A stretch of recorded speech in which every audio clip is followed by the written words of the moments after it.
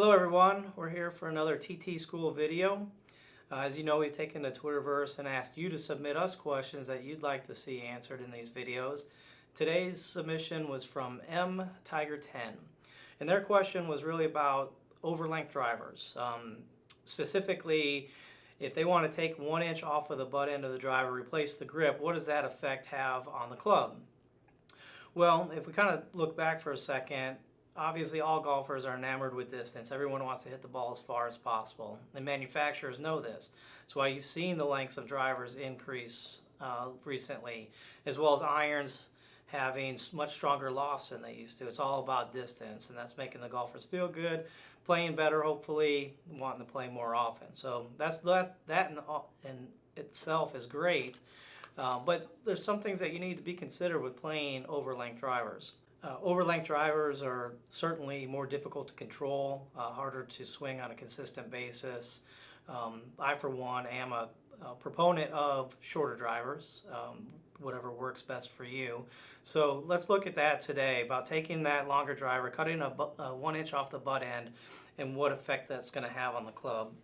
So I've got a driver here, and first of all, butt cutting versus tip cutting, I won't go into everything with it, but as far as stiffness goes, you would have more an effect on the stiffness if you cut it from the tip end than the butt end, and that has to do with diameters and the flexibility of these two ends of the shaft, but that's for another video. Today we're just looking at the butt end. So first thing is, if you cut it 1 inch off, you've shortened the beam of the club, which physics would tell you that would make it stiffer. Although in a golf club, it's not that great of a change of stiffness. And then, again, that goes back to the diameters. So don't be concerned about too much of a stiffness change when cutting 1 inch or less or more off of the butt end.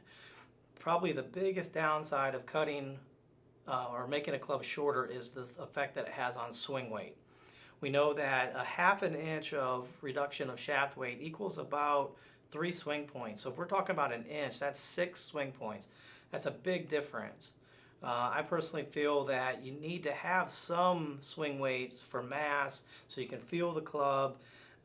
You know where it is during the swing. Helps with your timing on that to be able to feel it. And I think you can generate a little bit more power when you've got the distribution of weight standard or more normal.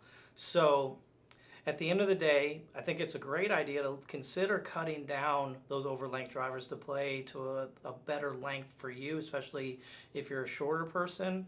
Know that the effect of the stiffness change isn't going to be that great when you're talking about a 1/2 inch to 1 inch, but do know that you need to offset that shorter length with adding more weight to the head to get the swing point up, because you've lost 3 to 6 swing points depending on if you've gone from a 1/2 inch to 1 inch. That's the biggest thing that you'll notice. So you'll want to work with a professional club builder that can add weight to the head. You could also put a lighter grip on it to get back some of that swing weight. But most of it is really going to have to come from adding weight to the head. And there's multiple ways to do that. Won't go into all of them today. I suggest that you visit a professional club fitter and club builder to have that done. So hope that answers your question. I think it's a good idea to consider cutting it down. Just know the effect on the swing weight and choose if that's going to be the best route for you.